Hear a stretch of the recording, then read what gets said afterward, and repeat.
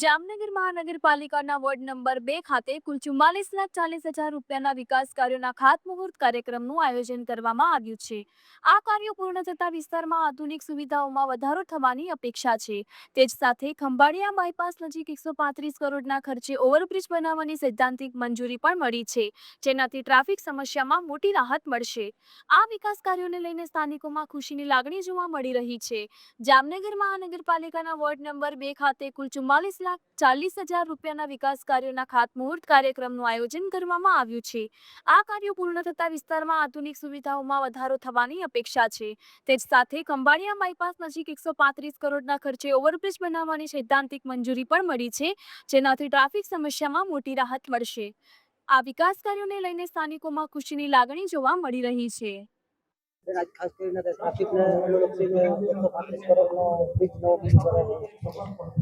જામનગર જિલ્લાના સમસ્ત નગરજનો વતી હું ગુજરાત સરકારના માનનીય મુખ્યમંત્રી શ્રી ભૂપેન્દ્રભાઈ પટેલ સાહેબનો હૃદયપૂર્વકનો આભાર માનું છું।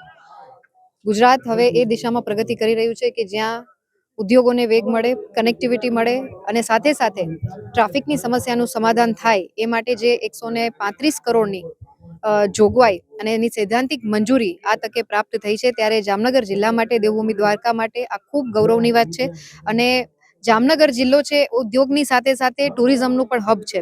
દ્વારકાધીશના દર્શનની વાત હોય ત્યારે આપણે જોતા હોઈએ છીએ કે ઘણી વખત ટ્રાફિકની સમસ્યાને કારણે દર્શનાર્થીઓ, પ્રવાસીઓના ભરાવાના કારણે આ નાના મોટા જે પ્રશ્નો થતા હોય તેમાં વાઇડનિંગની સાથે સાથે જે ફ્લાયઓવર બનશે એમાં આ સમસ્યા છે એનો સત્વરે નિકાલ થવાનો છે।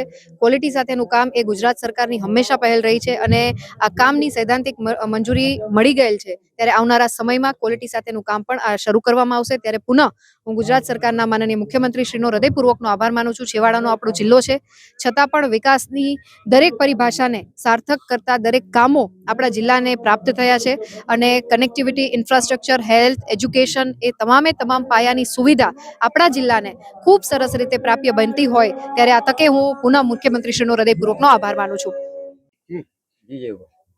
આજ રોજ માનનીય ધારાસભ્ય શ્રી અને મંત્રી શ્રી રીવાબા જાડેજાની 100% ગ્રાન્ટમાંથી વોર્ડ નંબર 2 માં અલગ અલગ જગ્યાએ 44 લાખના ખર્ચે જે ધાર્મિક સ્થળો છે ત્યાં ડોમ અને રિનોવેશનના કામોનું આજ રોજ ખાતમુહૂર્ત કરવામાં આવેલું છે અને તાત્કાલિકના ધોરણે તેનું કામ પણ અઠવાડિયામાં જ ચાલુ કરવામાં આવશે।